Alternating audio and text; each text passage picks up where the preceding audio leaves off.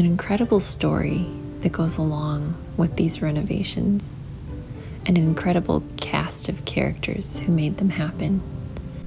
This documentary is designed to introduce you to the people who made this project successful, to document their generosity, their struggles, and the story behind their accomplishments.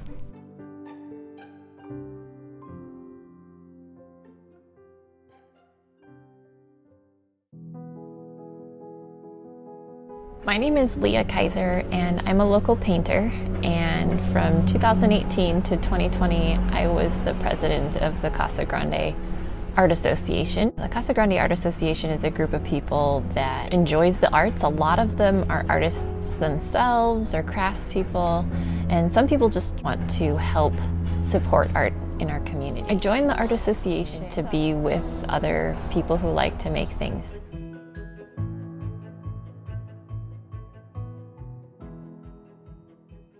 Well, my name is Cindy Patterson, and I'm past president of the Art Association. There's a saying, you know, the same four people sweep the church. Well, we had the same four people sweeping the church for the Art Association until we had all those committees and challenges, and what did we want to do? That was the question. First meeting that we had, I had a whiteboard, and I had asked the membership to list off, just brainstorming, what do you want to do this year? And we created committees for those things. I said, you know, if there aren't going to be people who sign up for these committees, then we'll just erase them from the board because we're not going to be able to get them done. And I think people didn't want to erase them. I think they wanted to see something done. A lot of people volunteered. One of the things I was really excited about is that there were a lot of people that wanted to fix up the art museum. There were just so many people who jumped in and wanted to help out.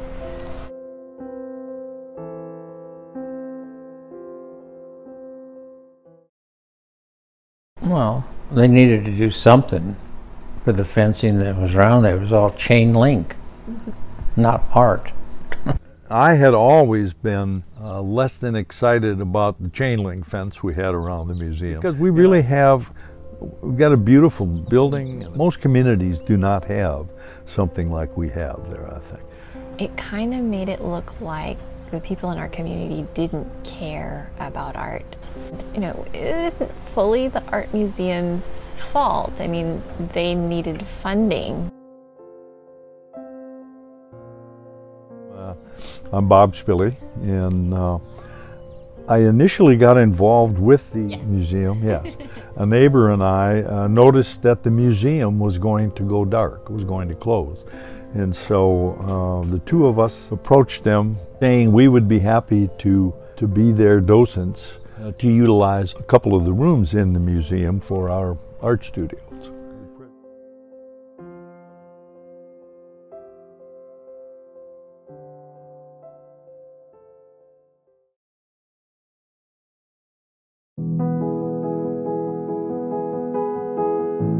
This meeting with the art museum, we shared all of these projects and explained that we had planned to fundraise. Overall, they were really receptive to our proposals. Kudos to them for trusting us. I'm not even sure that a lot of the board members even had any positive feelings that this was going to ever take place.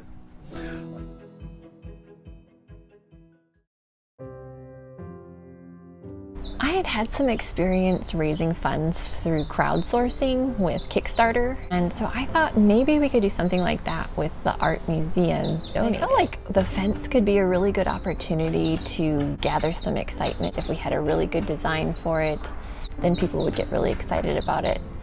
And at the time, we still didn't know what the fence was going to look like, what it was going to be made of, who was going to make it, until Stan Belka got involved, and that was really kind of when things solidified.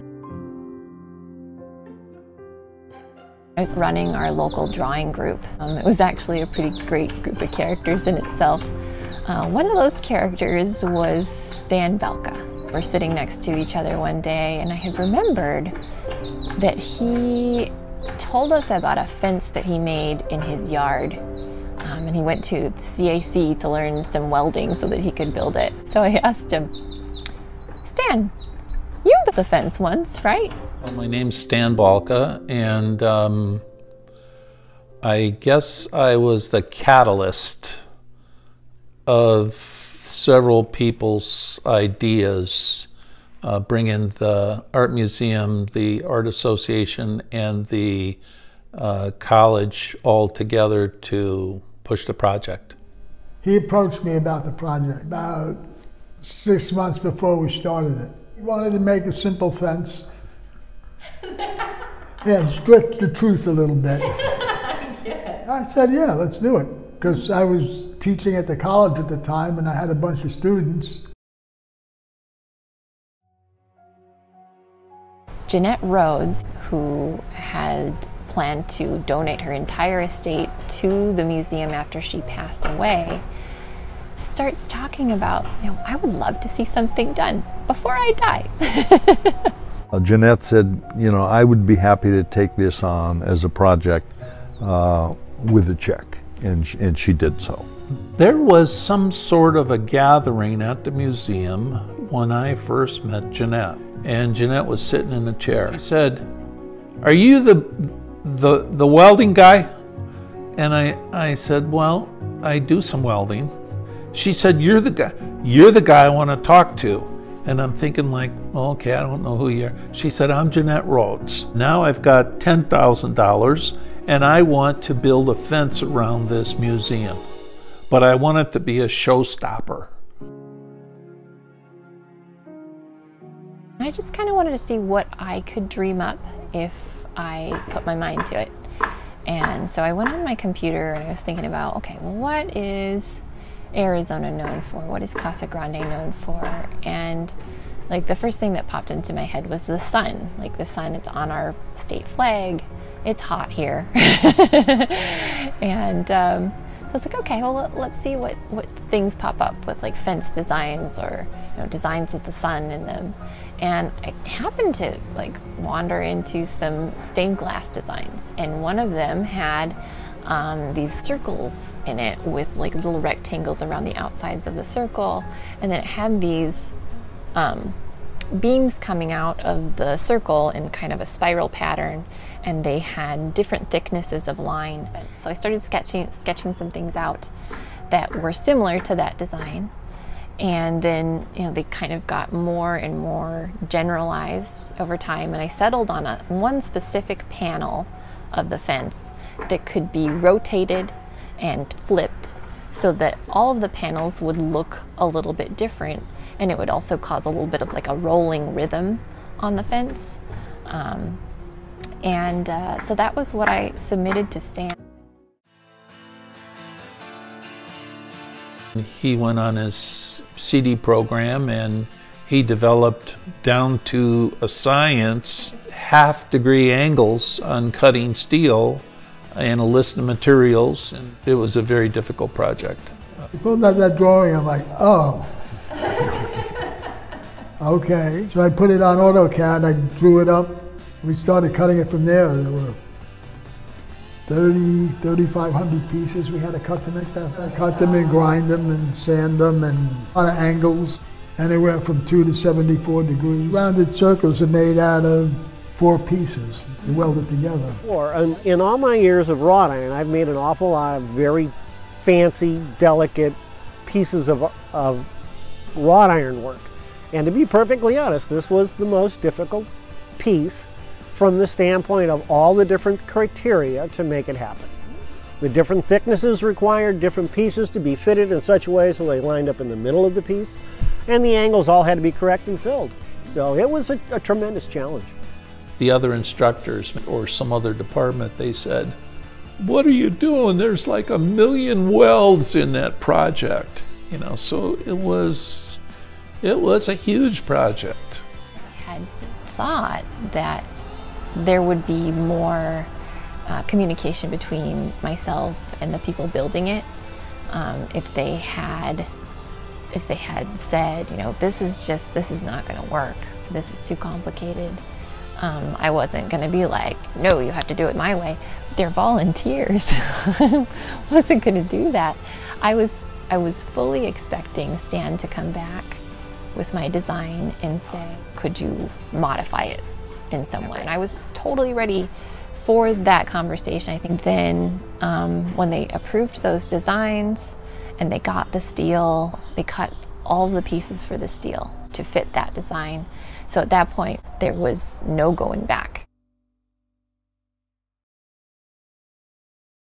You try to gather the ideas that people have and coordinate them into something that was possible. And this was a worthwhile project. It was ever so consuming and difficult to maneuver the town council, the architectural committee, the museum, and also the college, and try to pull it all together to where it would meet approval. I mean, all those things in itself took months.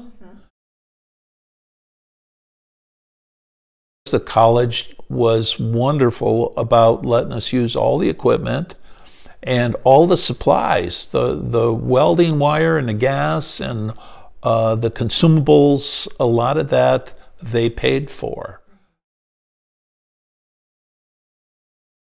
The biggest challenge was right in the beginning when they bought the material. It was ordered heavier steel than we needed. We had a lot of substandard stuff. Wrench panels 100 pounds more than it should be, so just moving them around was a bit of work. They jumped on it, so I took what they bought. When we first got the bid on all the steel, and by the time we actually made the purchase, the price of all the materials went up substantially because we were boycotting steel from China. Tariff went up, prices went up. Budget-wise, we were behind the 8 ball from the beginning. I had thought, and I was wrong, I had thought that people would come out of the woodwork from the college, because if I was a student in the college or a teacher in the college working with students, I would want them to have on their resume from the college pictures of the fence, participation, hours logged. I would think it would be a terrific opportunity to get welding time and learn how the process of building something goes. Originally, I was supposed to have a lot of help through the college, but sort of dried up really quickly. There were 85 welders there, so I figured I'd get like 15 of them. Even threw out extra credit. I had 4 or 5 that stuck with it, and surprisingly, they were all women, which is odd. Liberty was a character, Liberty Milligan. She was one of the women welders. Megan Wilson was another character. I had a few of my neighbors come out from time to time, and some of the students, the kids that were out there, a couple of the young ladies, specific, it wouldn't have gotten done without that. Another one was Jim Butler. I knew that they were working on the project, and so I volunteered to be a welder, since of course that was my main profession. I was very concerned whether it would come to fruition. And the reason for that is, having worked with volunteer projects before, the big problem is everybody's excited to start with, and then it ends up, unfortunately, to a few cherished few to finish the projects out. There were sometimes 1 or 2 people helping, so sometimes we would end up with 5 or 6 people, but they might work for an hour or 2 and leave. And we were working 8 hours on Fridays and 8 hours on Saturdays, because that was the only time we had access to the welding area. And I can remember, the very first one that was completed. The first panel. The first panel. And then suddenly, we suddenly had 5 or 6 or 7 panels.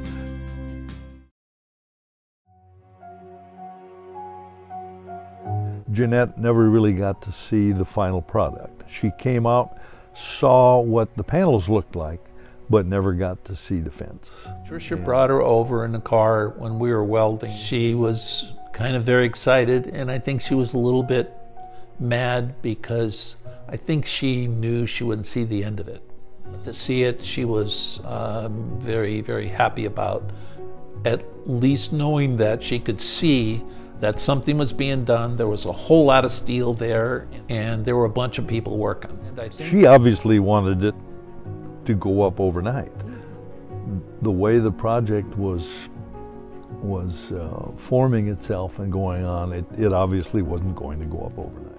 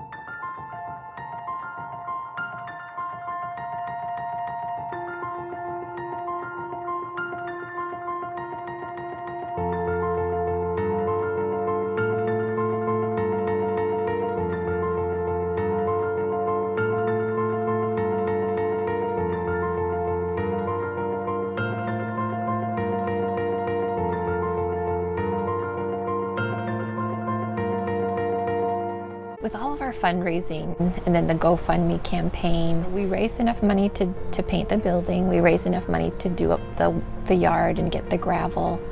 And we had tons of volunteers come to help out with those projects as well. It was really amazing to see so many Art Association members coming together to work on something like that. And it was fun to spend time with those people and start telling jokes together, and you start, you know, laughing together and doing something productive together. We made friendships because we worked side by side people, and we would never have gotten to know them by bringing our art in and hanging it at a show, but we got sweaty together. The camaraderie of working with other people who are committed to a project and not for pay. There's such a big difference of being paid for a project and volunteering for a project.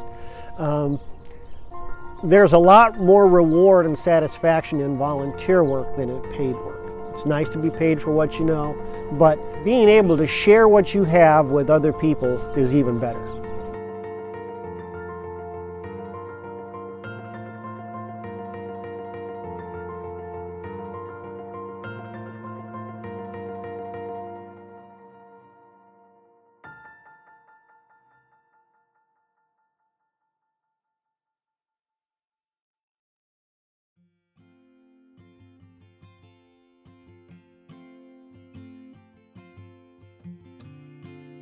The frustration with not having, you know, you would love everybody to say, oh yeah, it'd be great to have that.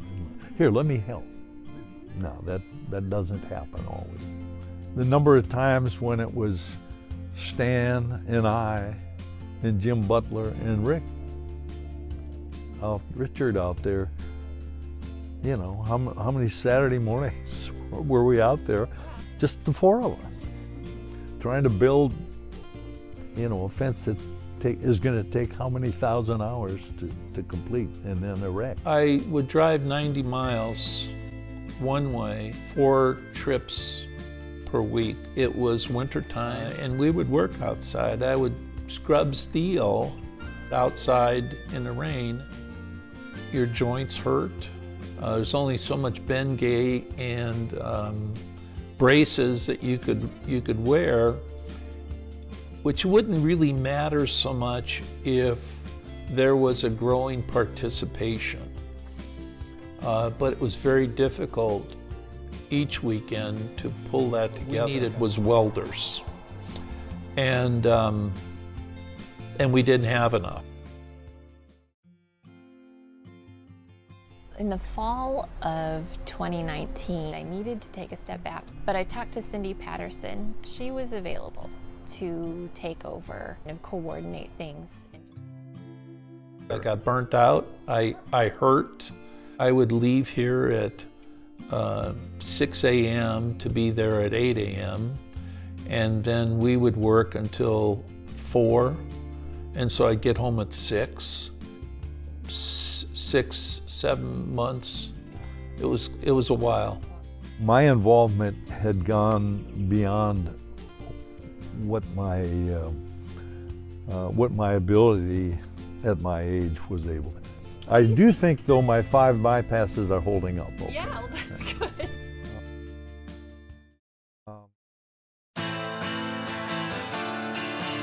Oh, Tim Gates, motorcycle man. Well, now here's a man who came in to help his best friend, Rich. And he came in as a volunteer. I mean, these people aren't making any money while they're volunteering doing this job. It's not everybody that has a friend that's as dedicated. And he became as much a part of that fence being put together as anybody. Richard, I'd heard him talking about a big fence job that he was going to do in Casa Grande for an art museum. And I said, okay. And he said, I really need your help on it. And time went by, and you know, I guess things got pushed back or whatever happened, but he finally started on it, and he needed a lot of help.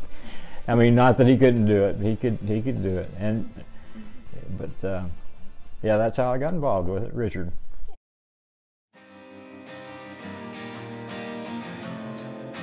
The college decided they didn't want to be part of this anymore, and I had to pick up and move. That was a challenge. Coming into the college on the weekend type setting and starting to feel like we'd been pushed out of the way, you know, because we came on a couple weekends and it looked like somebody was trying to consolidate our workspace, you know, so I didn't really say anything about it. I just was there to help Richard out. And after 2 weeks coming back, and then everything literally be pushed into a pile. I'm talking about bare material and tables and everything, sawhorses, because school was getting ready to start back in session. And Richard didn't know at the time, but he wasn't going to be renewed for his contract, so they wanted him out of there. You know.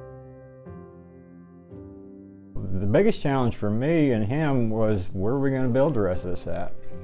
I called my wife up and I said, hey, you mind if I take on a project? And she goes, no, I don't mind, but you know, we can't pay for the power for everybody. And I'm like, all right, we'll figure something out. So we did. We moved it here, and in about 5 hours we had everything here, and well, we just started back together. I'll keep going.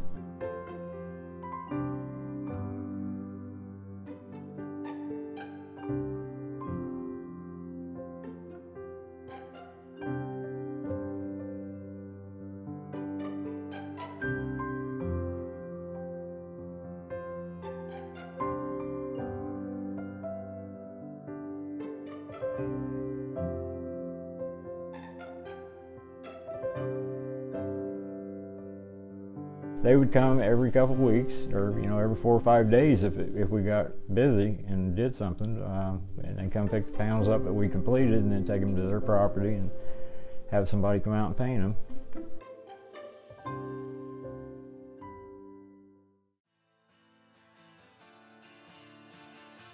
Another individual who I need to mention, and that's Dan and Dan's father, who was very instrumental in providing his expertise and his machinery to help us get things done. And Dan always was quick to volunteer his dad, and he showed up every time. The installation was labor intensive. It took a lot of concrete, a lot of holes, a lot of people. It was a dog and pony show, so to speak, and I was the pony. One welder and 3 guys setting panels, so I was always hurrying up, and that was, I mean, I'm used to that kind of work. It's not a big deal, but we got to give Tim time to get caught up, and I'm like, guys, don't worry about me, I'll be fine. When it started to go up, interest really started peaking. The piece itself is very dramatic and is exceptionally nice around the art museum. The part of the fence that is the most dramatic probably is the combination of the stained glass with the wrought iron. And it was the fitment of the circles that created a part of the spiral pattern, but it was the fitting of the glass and the glass work that really sets the fence off. They're all different. A lot of it was to do with old glass I had, glass that isn't made anymore. Some of the Spectrum Baroques and stuff aren't made, are not going to be made. Everything has to be cut correctly, period. If you're off a 16th, 18th of an inch, it'll never go together correctly.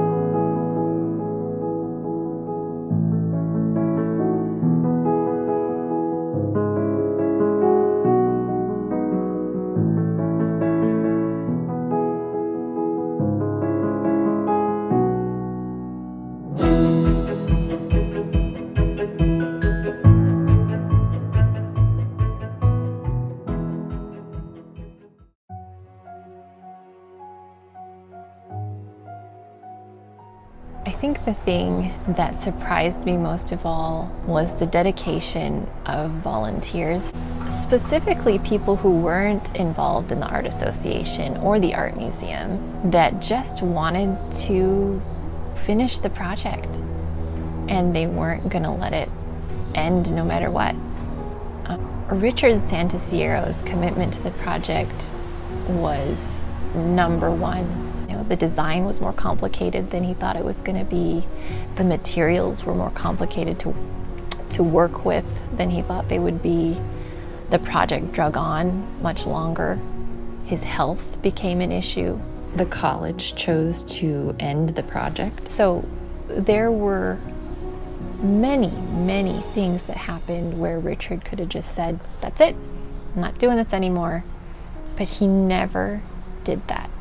And I really wanted to know what kept him going, and his response really surprised me. It was so simple. You don't give up, not in my nature. Stan Belka, not affiliated with the art museum, not affiliated with the art association, and just jumped in with 2 feet. I wanted to see it finished with the stained glass on and the lights and the way it was all presented to the town council.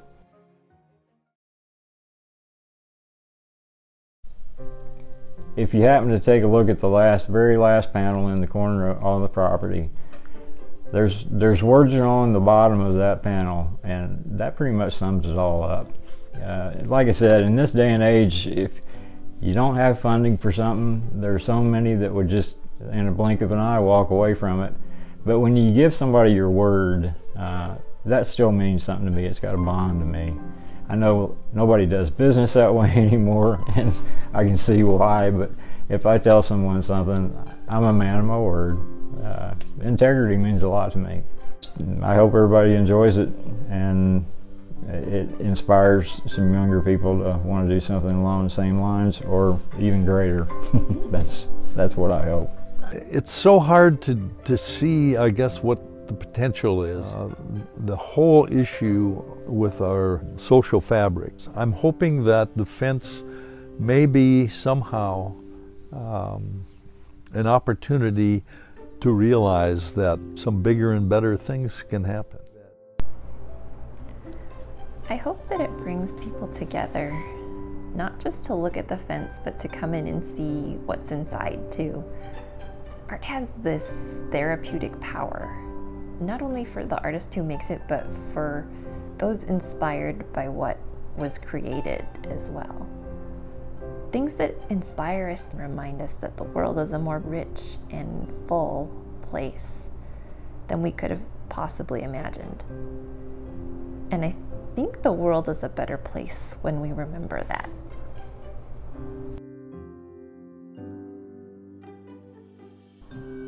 I love it. I love what it symbolizes. Someone cares, a total transformation, pride, but it definitely is a work of art, every bit of it, and it symbolizes a lot of effort by a lot of people who, willingly or not, gave a lot of their personal time without pay. There was no remuneration. It was the pride of having accomplished something like that, being a part of it. And there were a lot of us.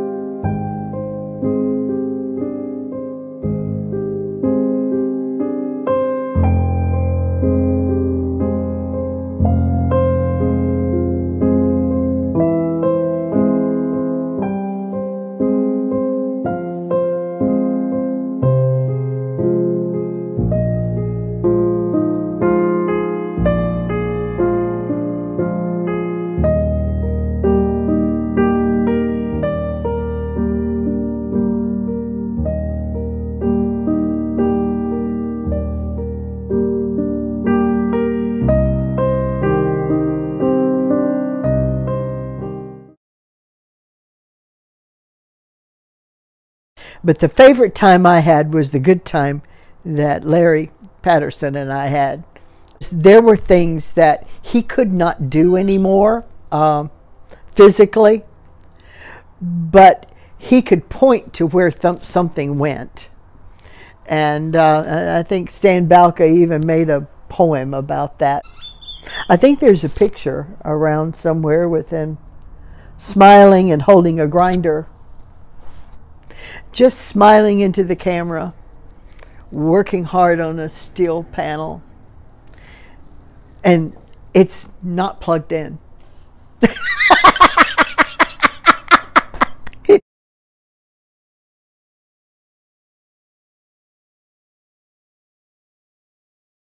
Part of the slowest part of the project were the actual circles, and that required such a tremendous amount of skill that there were several that got put together that were rejected because they were kind of looked like a potato chip, you know, kind of wavy.